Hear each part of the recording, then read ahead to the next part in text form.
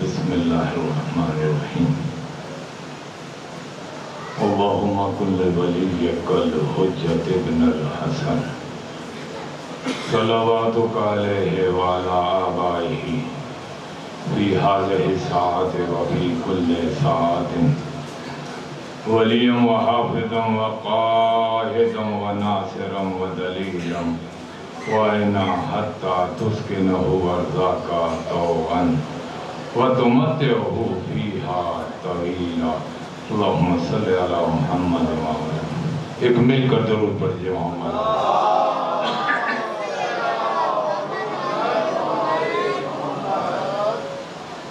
اعوذ باللہ السمیع العلیم من الشیطان اللعین الرجیم بسم اللہ الرحمن الرحیم الحمد للہ رب العالمین ما شاء اللہ ولا حول ولا قوة الا باللہ العلی العظیم حسبنا اللہ ونعم الوکیل نعم المولا ونعم النصیر رب اشرح لی صدری ویسر لی امری واحلل عقدۃ من لسانی یفقہوا قولی والصلاة والسلام والتحیۃ والإکرام سیدنا ونبینا وشفیع ذنوبنا وحبیب قلوبنا ابی القاسم محمد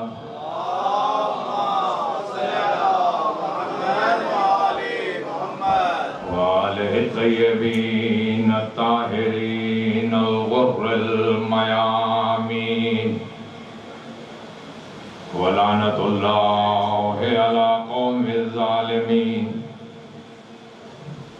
اما بعد فقد قال اللہ سبحانہ وتبارک وتعالی فی کلامہ المجید والفرقانہ الحمید وقولہ الحق بسم اللہ الرحمن الرحیم یا ایہا الذین آمنوا اطیعوا اللہ واطیعوا الرسول واولی الامر منکم صلوات پڑھیں۔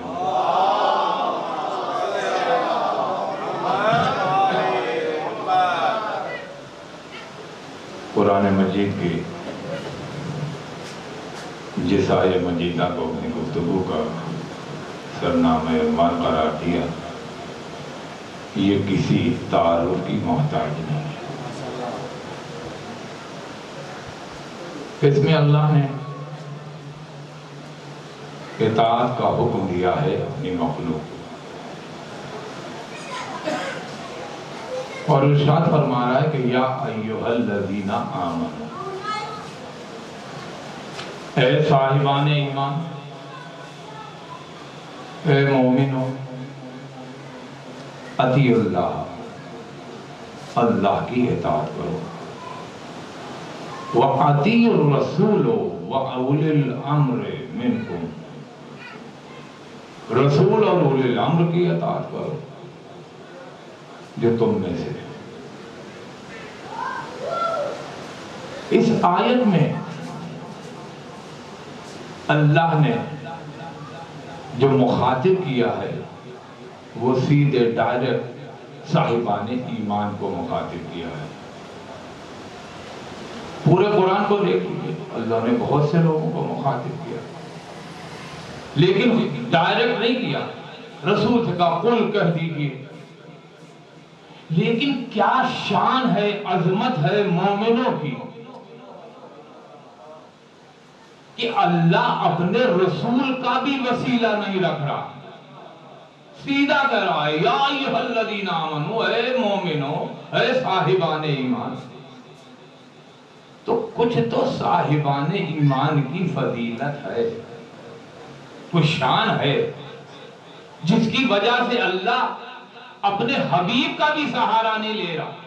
پورے قرآن کو دیکھیے، جب بھی مومنوں کو خطاب کیا ہے خود ہی خطاب کیا ہے، رسول کو بیچ میں نہیں لایا۔ تو کتنی عظمت کا مالک ہے یہ مومن۔ تو یہ وجہ کیا ہے؟ ایسی کیا شے ہے مومن کے اندر جو اللہ خود ان سے مخاطب ہوتا ہے؟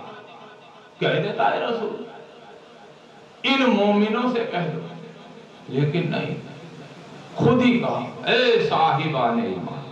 اب بتائیے کون ہے شخص جو اپنے کو ایمان صاحب ایمان نہیں سمجھتا؟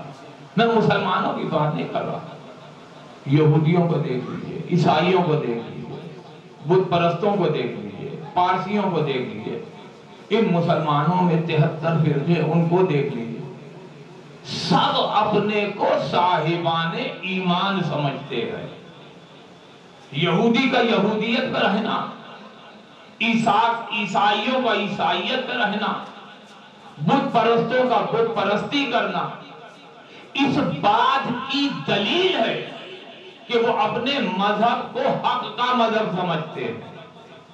لیکن ہم کیسے سمجھے؟ کیونکہ جس اللہ کی ہم عبادت کرتے ہیں اس نے کہا ان الدین عند اللہ الاسلام، کہ اللہ کے نزدیک اگر کوئی دین ہے تو وہ اسلام ہے۔ یہ اللہ کو اسی صورت میں کہنا پڑا کہ سامنے بہت سے دین تھے، لوگ مختلف دینوں پر تھے، لوگوں کو پتا ہی نہیں تھا کہ یہ کس کا دین ہے، کس کی عبادت کرنی ہے، تو اللہ کو کہنا پڑا۔ وہ مسلمانوں کے 73 فرقے ہیں، سب کیا کہتے ہیں کہ ہم ہیں حق پر، کیونکہ رسول کا قول ہے کہ 73 فرقے ہوں گے، ایک جنت میں جائے گا، 72 جہنم میں۔ بتائیے کوئی کہتا ہے کہ فلانا فرقہ جنتی ہے؟ بھئی اگر کہہ دے گا تو اسے اسی فرقے میں جانا پڑے گا۔ ہر بندے کا اپنے فرقے میں قائم و دائم رہنا اس بات کو وعدے کر رہا ہے کہ وہ جس فرقے میں ہے اسے وہ سچا سمجھتا ہے۔ لیکن رسول 73 اسلام لے کر نہیں آئے تھے، رسول تو ایک ہی اسلام لائے تھے۔ اب اس اسلام پر جو ہوا وہی حقیقی اسلام ہے، باقی تو وہ اسلام نہیں ہے۔ کہیں نہیں ہے کہ سارے 73 کے 73 نمازیں بھی پڑھ رہے ہیں، روزے بھی رکھ رہے ہیں، حج بھی کر رہے ہیں، اپنی جیبوں سے زکاتیں بھی ادا کر رہے ہیں، اس کے بعد رسول کہہ رہے ہیں کہ تم میں سے ایک جائے گا۔ تو وہ کون سا جائے گا؟ ہمیں اسی یا ایھا الذین آمنوا نے بتایا کہ صرف وہی اس اسلام پر ہے جو اللہ نے بھیجا، رسول لے کر آئے، وہ وہی اسلام ہے جسے اللہ کہہ رہا ہے یا ایھا الذین آمنوا، اے صاحبان ایمان۔ تو وہ صاحب ایمان کون ہے؟ تو معلوم ہوا کہ صاحب ایمان وہی ہے جس کے دل میں علی کی محبت ہے۔ اب جس کے بھی ہو، یہاں تو فرقے کا نہ مذہب کا مسئلہ ہے نہ فرقے کا ہے، لیکن یہ نہ کہے کہ ہم بھی علی کو مانتے ہیں۔ اللہ جب ڈائریکٹ مومنوں سے خطاب کر رہا ہے تو اس نے وسیلہ رسول کو نہیں بنایا، تو علی کو ماننے کے لیے لفظ بھی نہیں، جو علی کو مانتا ہوگا۔ تو پتہ کیسے چلے گا کہ کون مانتا ہے؟ ہر کوئی اپنے کو صاحب ایمان کہہ رہا ہے، نمازیں پڑھ رہا ہے وہ تو کہہ رہا ہے میں نا مومن ہوں، صاحب ایمان ہوں۔ جو نہیں پڑھتا وہ بھی یہی کہہ رہا کہ میں صاحب ایمان ہوں، جانتا ہے کہ رسول کا واضح قول ہے کہ اگر تمہاری نماز قبول ہوگی تو جتنے بھی عمل ہیں، جو بھی ہیں، روزہ ہو، حج ہو، آپ کی عزاداری ہو، مجلس ہو، ماتم ہو، تب ہی قبول ہوگا۔ اگر نماز پڑھتے ہو یہ تو ہمارے اندر شرپسند آ گئے ہیں جو ہمیں نجات سے بھٹکاتے ہیں. کہتے نماز کی ضرورت نہیں، روزے کی ضرورت نہیں، بس علی علی کرو، حسین حسین کرو، وہ تمہیں بخشوا دیں گے. تو مجھے بتاؤ کیا رسول علی اور اللہ کے ارادے آپس میں ٹکراتے ہیں؟ بھائی خود قرآن کہہ رہا ہے وَمَا تَشَاءُونَ إِلَّا أَن يَشَاءَ اللَّهُ. ارے اللہ تو وہی چاہتا ہے جو علی چاہتے ہیں، اور جو علی چاہتا ہے وہی خدا چاہتا ہے. یہ نہیں ہو سکتا. دیکھیے ہر کے گھر میں کوئی نہ کوئی بزرگ گیا ہوگا دنیا سے، کوئی جوان گیا ہوگا، تو گھروں میں اکثر باتیں ہوتی ہیں کہ ہمارے والد جب دنیا سے جا رہے تھے تو اس وقت یہ کپڑے پہنے ہوئے تھے اور یہ انہوں نے بات کی یا یہ حرکت کی. کرتے ہیں ساری عمر انسان نہیں بولتا. وہ علی کو علی کہنے والے، علی کو ماننے والوں، یہ تو بتاؤ علی کی زندگی کا آخری عمل کیا ہے؟ علی کی زندگی کا آخری عمل سجدہ ہے. جس ماتم کے لیے ہم عزاداری کی جو ہماری روح ہے اس کے بغیر ہم مکمل نہیں ہوتے.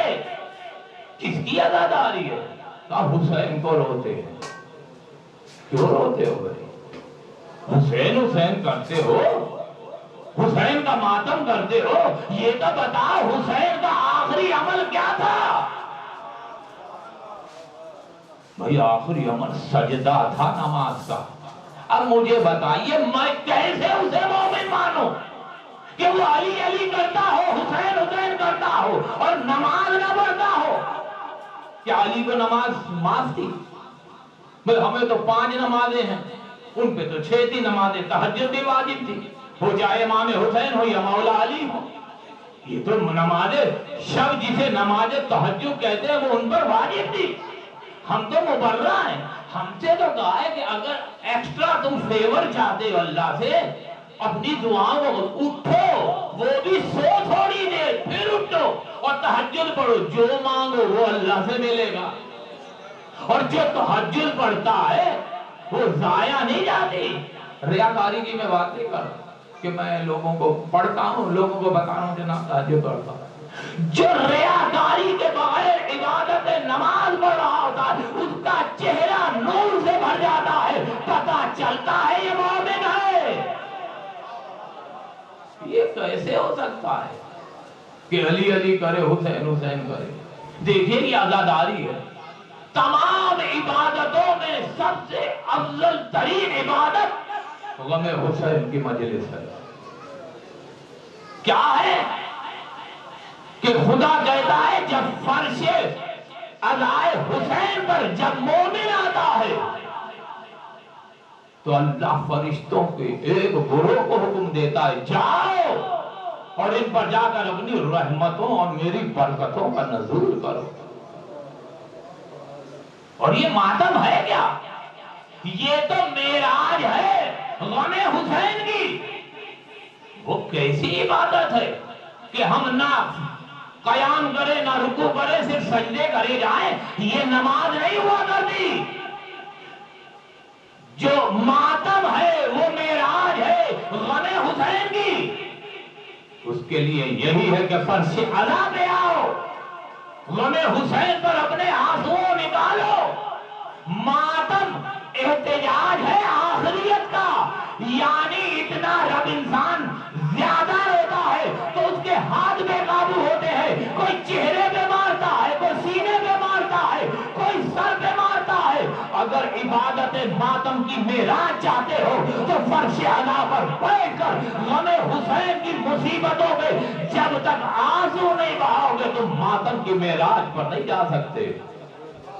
یہ فرش حسین ہے. یہ وہ فرش ہے جس پہ جو پرسا لینے بقی کو چھوڑ کر آتی ہے، کوئی شام سے آتی ہے. یہ کوئی معمولی فرش عطا نہیں ہے. 1,24,000 انبیاء آتے ہیں. یہ حسین کی مجلس کی فضیلت ہے. اس لیے برکتیں بتائیے ادھر سے بھی آ رہی ہیں، ادھر سے بھی آ رہی ہیں. تو یہ ہمارے اوپر ہے کہ ہم سمیٹ سکتے ہیں کہ نہیں. تو یہ ہے کہ حسین علی کو پہچانو، علی کا ماننے والا جا کر، میرے کہنے سے آپ مومن نہیں ہیں کہ میں نے کہہ دیا کہ یہ صاحب مومن ہے، یہ مومن ہے، یہ مومن ہے۔ مومن وہ نہیں ہے جسے میں کہوں، مومن وہ ہے جسے علی کہے یہ میرا جیا ہے۔ یہ علی کی محبت نہیں ہے کہ علی کی محبت میں آ کر تم غلو کرو، یا علی کی دشمنی میں آ کر علی کے فضائلوں کو گھٹا دو۔ یاد رکھو جو غلو کرتا ہے وہ بھی حرام کرتا ہے، جو علی کے فضائلوں کو مقصر گھٹاتا ہے وہ بھی گناہ کرتا ہے۔ حق تو یہ ہے کہ جو جیسا ہے ویسا اسے مانو، یہ کوئی نہیں۔ اکثر میں مجلسوں میں جو نقیب ممبر ہوتا ہے ایسی گفتگو کریں گے، فلانے صاحب، حسینی صاحب، یوں فلانا، تو مجھے شرم آتی کہ جو مجھ میں ہے ہی نہیں وہ بھی مجھ میں ڈال دیا۔ تو یہ محبت نہیں ہے، حق یہ ہے کہ جیسا میں ہوں ویسا بیان کیا جائے۔ ہم علی کو کہاں جانتے تھے علی کون ہے؟ اتنا ہی جانتے تھے کہ علی جو ہے وہ ابو طالب کا بیٹا ہے۔ بھئی اور بھی تو ہیں میرے ابو طالب کے بیٹے، جناب جعفر ہے، طالب ہے، عقیل ہے کہ نہیں ہے؟ لیکن کیا ہم سب کا کلمہ پڑھتے ہیں؟ کیا ہم سب کی ویسی ہی فضیلتیں بیان کرتے ہیں جیسے اپنے مولا علی کی؟ ہم علی کو نہیں جانتے تھے۔ بتاؤ کس شیعہ کے فنکشن میں سب نے مل کر کہا ہو کہ علی کے چہرے کو دیکھنا عبادت ہے؟ یہ رسول نے ہمیں کہا نظر وجہ علی ابن ابی طالب۔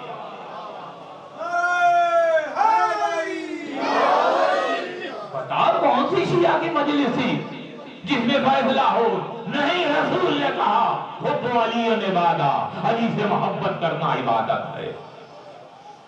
ہم تو علی کو، ہم نے تو یہاں تک کہ ہم نے نہ علی کو مولا مانا، نہ ہم نے علی کو سردار مانا، نہ ہم نے علی کو اپنا آقا مانا، نہ ہم نے علی کو اپنا مولا مانا۔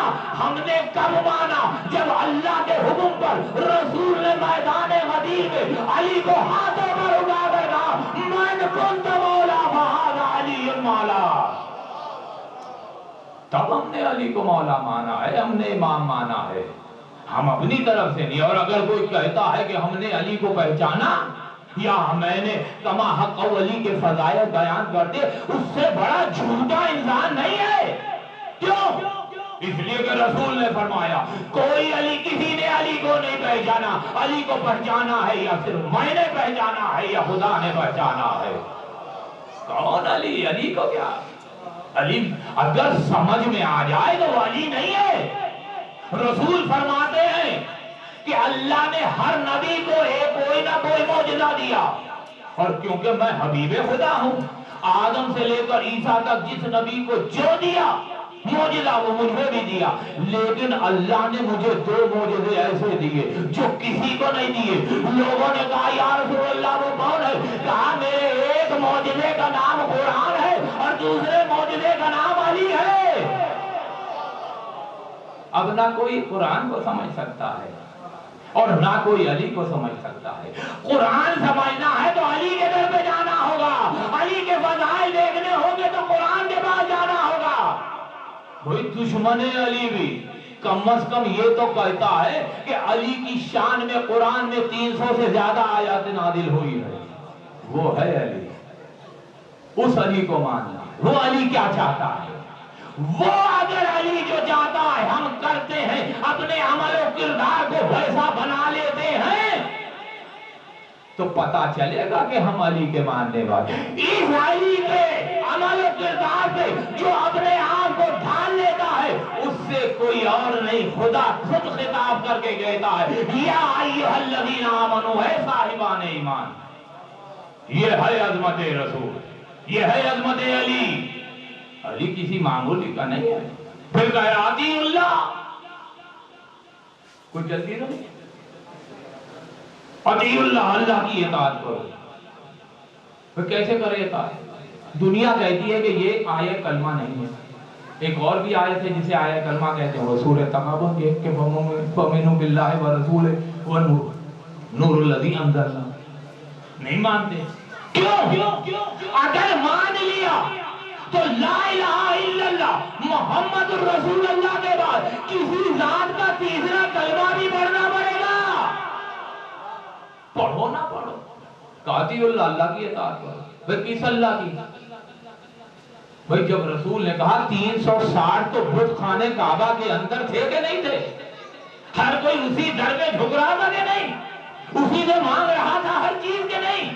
رسول نے آ کر کہا کن گمراہی کے دروں پر ہو، آؤ تمہیں حقیقی در بتاؤ، اور وہ در اس کا ہے جو وحدہ لا شریک ہے. اب ایمان کا تعلق ہے دل سے. آپ کے دل میں کیا؟ مجھے تو نہیں معلوم، میرے دل میں کیا ہے آپ لوگوں کو نہیں معلوم. دلوں کے حال تو اللہ جانتا ہے. اب دل میں کیا ہے اسے ظاہر کرنے کے لیے منہ سے کچھ بولنا پڑے گا. اب جو بولیں گے اسے ہی کلمہ کہتے ہیں. اب اللہ سے اطیعوا اللہ، اللہ سے اطاعت کرو. کیسے پتا چلے گا ہم کون سے اللہ کی اطاعت کر رہے ہیں؟ تو ہم نے کہا لا الہ الا اللہ، کوئی اللہ نہیں ہے سوائے اللہ کے.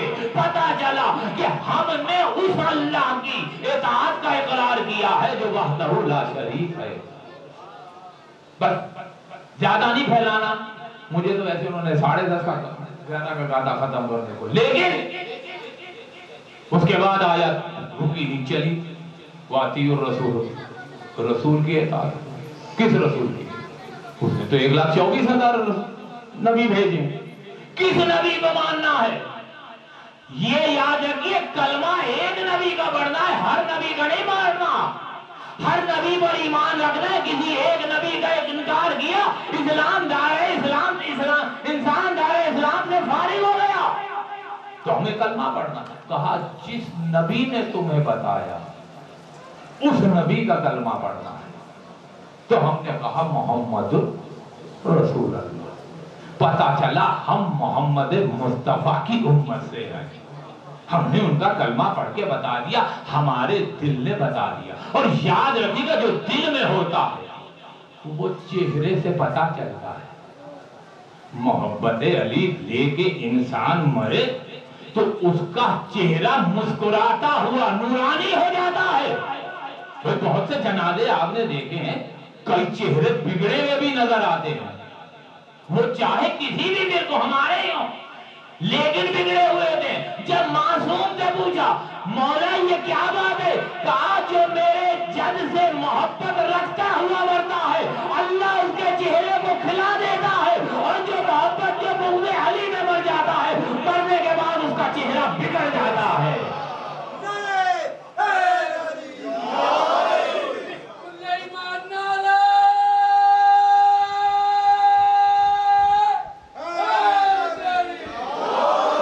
ایک درود پڑھیے میرے کو محمد.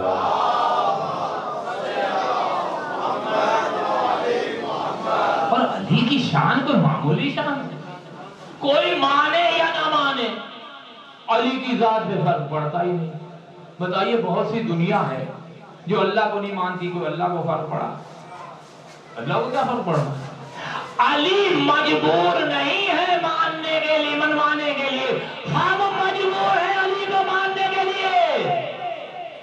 ہم اگر علی کو مانیں گے، اور پھر علی کی وہ تو ہر کے پاس آتے ہیں، مشکل کشا بھی ہے. کوئی مدد کے لیے بلائے یا نہ بلائے وہ مدد کر دیتے ہیں.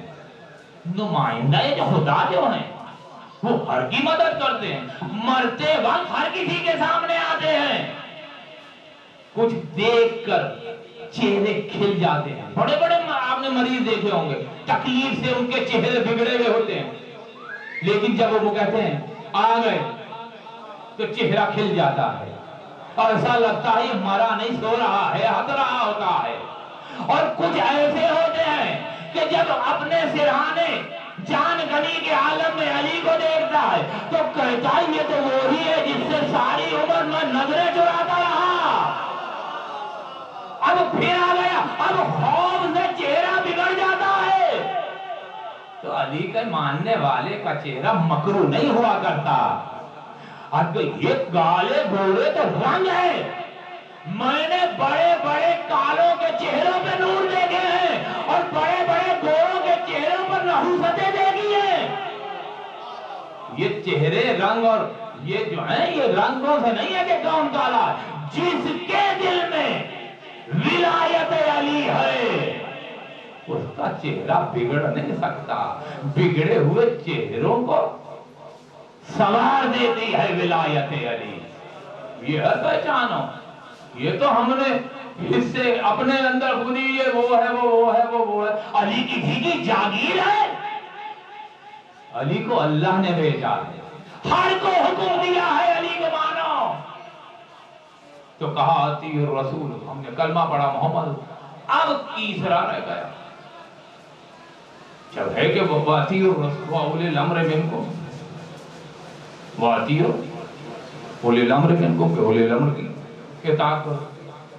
تو بھائی ہم نے علی کو مولا مانا. قرآن کی آیت آپ کسی کو بنا لیں اولی الامر. اس کا کلمہ پڑھنا راضی ہے. دیکھیے سورہ منافقون کی پہلی آیت میں خدا کیا کہہ رہا ہے. اے میرے حبیب یہ جو تمہیں آ کر کہتے ہیں کہ ہم تم پر ایمان لے آئے ہیں اور اللہ کی وحدانیت کا اقرار کرتے ہیں, یہ جھوٹے منافق ہیں.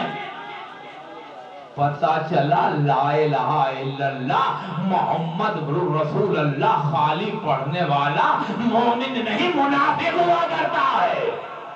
اب جب ہم نے کہا علی ولی اللہ تو کہنے لگے یہ تم کلمہ کہاں سے لے آئے. تو ہم نے کہا ہم نے یہ کوئی سعودی عرب کی فیکٹری سے نہیں بنایا, نہ شیعوں نے بیٹھ کر کوئی اجماع کیا ہے. اٹھاؤ قرآن. کہہ رہا ہے اللہ اطیعوا اللہ واطیعوا الرسول واولی الامر منکم. کبھی کہہ رہا ہے قل لا اسألکم علیہ اجرا الا المودۃ. کبھی کہہ رہا ہے فآمنوا باللہ ورسولہ والنور الذی انزلنا. کبھی انما ولیکم. ہر بتا رہا ہے ہم نے نہیں کہا. ہم نے قرآن نے جب ہمیں کہا ہے کہ ایک ہے ذات, جب تک اس پر کلمہ نہیں پڑھو گے, اس کا اوپر ایمان نہیں لاؤ گے, اس سے محبت نہیں کرو گے, تمہارا نہ کلمہ مکمل ہوگا نہ ایمان مکمل ہوگا. اور پر آخری بات, علامہ رضی بڑا نام ہے, سنا ہے آپ نے. انہوں نے اپنی اسناد میں ایک واقعہ لکھا, بس اسی پر مسائل کی طرف آنا. وہ کہتے ہیں کہ افریقہ کا بادشاہ تھا نجاشی. سب نے نام سنا ہے کتابوں کے اندر, اس کا ذکر ہے بچوں میں. اسے جب پتا چلا کہ عرب میں کسی نے رسالت کا دعویٰ کیا, پوچھا کون ہے, کہ محمد بن عبداللہ ہے. تو کہنے لگا میں تو ان کے امتحان ہوا کہ واقعی وہ نبی ہیں جو ہماری کتابوں میں. تو لوگوں نے کہا اس کے کہ بتاؤ ہم بھی تو دیکھیں کیا ہے. کہا نہیں جب تم آؤ گے واپس تب بتاؤ. اس نے بہت سے طبق لیے, یہ بڑی بڑی ٹرے جسے کہتے ہیں طبق. کسی میں اس نے سوٹ رکھے, کسی میں اس نے ہیرے جواہرات سونا چاندی, وہ بھر کے اس نے ایک پوری لمبی فوج لی. ایک ایک طبق جو تھا وہ ایک ایک سپاہی کو دیا اور کہا جاؤ جا کر وہاں پوچھنا کون ہے محمد مصطفیٰ, ان کو دے دینا. اب جب وہ آئے تو اس وقت رسول اللہ مسجد نبوی میں بیٹھے تھے, سارے صحابی بیٹھے تھے.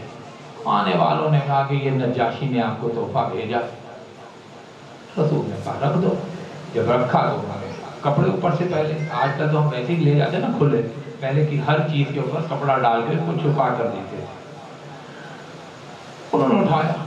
اب سب کی آپ کو بتا کس کس قسم کے لوگ رسول کے ساتھ بیٹھتے ہیں, جن کو سوائے دولت اور حوث کے کچھ تھا نہیں. اب انہوں نے دیکھا, انہوں نے کہا پتہ نہیں رسول گھر سب کچھ لے جائیں گے یا ہمیں بھی کچھ دیں گے.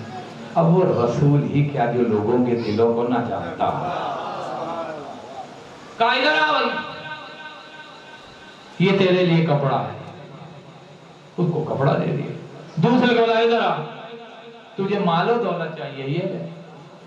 تیسرے کو بلا, یعنی سب چیزیں اس میں رسول نے سب کو بانٹ دی. اب ان میں ایک نگ تھا عقیقہ, سرخ کلر کا انگوٹھی تھی, وہ رسول نے لی اپنے ہاتھوں میں پہن. بیٹھا, وہ گئے واپس. انہوں نے کہا بتاؤ کیا ہوا. کہا جب ہم گئے تو وہاں پہ محمد جیسے وہ بیٹھے تھے اپنے صحابیوں کے ساتھ, انہوں نے ساری چیزیں لوگوں میں بانٹ دی, بس ایک انگوٹھی تھی ریڈ کلر کے عقیق کی، وہ انہوں نے پہن لی، کھڑا ہو گیا، کہا میں ایمان لایا اس محمد مصطفیٰ پر۔ کہا کیوں؟ کہا اس لیے کہ ہماری کتاب میں لکھا تھا، ایسے ہی لکھا تھا جیسے انہوں نے عمل کیا۔ اچھا وہ انگوٹھی پہن، رسول کو بڑی پیاری لگی، علی کو بلایا، ہے علی ذرا یہ انگوٹھی لو اور لے جا کر نقاش کو دے دو، اور اس سے کہنا کہ مجھ محمد مصطفیٰ کو لا الہ الا اللہ سے بہت پیار ہے، وہ اس پر لکھو۔ اور انہیں انگوٹھی لی، نقاش کے پاس چلے گئے، کہا مجھے میرے رسول نے بھیجا ہے، وہ بھی مسلمان تھا، اس پہ لا الہ الا اللہ دے کے آنے لگے، پھر پڑھ لے۔ کہا اے نقاش سن، میرے رسول کو لا الہ الا اللہ پسند ہے، وہ لکھ دے اوپر، اور مجھے کیونکہ محمد رسول اللہ پسند ہے اس کے نیچے تو یہ لکھ دے۔ اس نے کہا ٹھیک ہے، علی آ گئے، کہا جب بن جائے تو رسول کو دے گا۔ جب وہ تیار ہوئی آیا رسول کے پاس، رسول نے انگوٹھی دیکھی، پریشان، کہا علی کو بلاؤ۔ علی آئے، کہا جی یا رسول اللہ، کہا میں نے تم سے کہا تھا انگوٹھی پہ لکھوانا لا الہ الا اللہ، کیونکہ مجھے اللہ سے پیار ہے۔ کہاں رسول اللہ؟ تو یہ کہا محمد رسول اللہ سے مجھے پیار تھا، وہ میں نے لکھوایا۔ کہا یہ دیکھو، اب جو دیکھا تو اس پہ علی ولی اللہ لکھا ہوا تھا، تو علی نے کہا یا رسول اللہ یہ میں نے نہیں کہا، اسی نقاش سے پوچھئے۔ ابھی رسول نقاش کی طرف مڑے کہ اوپر سے جبرائیل آئے اور آ کر کہا اے محمد مصطفیٰ، خدا سلام و رحمت کے بعد یہ کہتا ہے کہ تمہیں لا الہ الا اللہ پسند تھا، تم نے لا الہ الا اللہ لکھا، علی کو محمد رسول اللہ پسند تھا، وہ علی نے لکھوایا، مجھے علی ولی اللہ پسند تھا، میں نے لکھوایا۔